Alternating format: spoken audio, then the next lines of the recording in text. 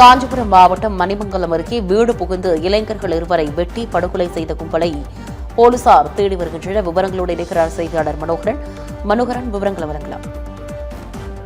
வணக்கம் ரிதி. அதாவது காஞ்சிபுரம் மாவட்டம் மணிமங்கலம் அருகே வரதராஜபுரம் பகுதியைச் சேர்ந்தவர்கள் பரத் மற்றும் சீனு இருவரும் நண்பர்கள். கல்லூரி பயின்று வரும் நிலையில் துக்க நிகழ்ச்சிகளில் கானா பாடல்கள் பாடி வந்துள்ளனர்.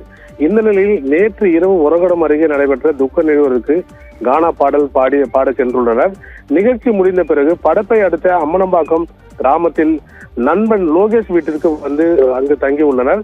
அப்போது வீட்டில் லோகேஷின் தந்தை மோகன் மற்றும் தாய் சங்கீதா, தங்கை ஹரின் ஆகியோர் வீட்டில் இருந்துள்ளனர். இதனிடையே இன்று பிற்பகல் 3 இருசக்கர வாகனங்களில் ஹெல்மெட் அணிந்து வந்த மர்ம கும்பல் திடீரென வீட்டில் நுழைந்து பரத் மற்றும் சீனுவை வெட்டியுள்ளனர். தடுக்க முயன்ற லோகேஷின் தந்தை மோகனையும் அந்த நபர்கள் கத்தியால் வெட்டி உள்ளனர். இதனால் அச்சமடைந்து ஒரு அறைக்குள் மூவரும் சென்று கதவை சாத்தியுள்ளனர். தொடர்ந்து இருவரையும் சரமாரியாக வெட்டி கொலை செய்துவிட்டு அந்த கும்பல் அங்கிருந்து தப்பி சென்றுள்ளனர். இருவரும் சம்பவ இடத்திலே உயிரிழந்த நிலையில் சம்பவம் குறித்து போலீசாருக்கு தகவல் தெரிவிக்கப்பட்டது. நிகழ்வு இடத்திற்கு வந்த போலீசார் இருவரின் உடல்களை கைப்பற்றி உடற்கூறு செய்ய குரோம்பட்டை அரசு மருத்துவமனைக்கு அனுப்பி வைத்தனர். பரத் சீனுவை வெட்டிய கொலை செய்ய என்ன காரணம், மர்ம கும்பலின் பின்னணி குறித்து மணிமங்கலம் ஏசி தலைமையிலான போலீசார் தீவிர விசாரணை மேற்கொண்டு வருகின்றனர். கொல்லப்பட்ட இருவர் மீதும் எந்த ஒரு குற்ற வழக்குகளும் நிலுவையில் இல்லை எனவும் போலீசார் தெரிவித்துள்ளனர்.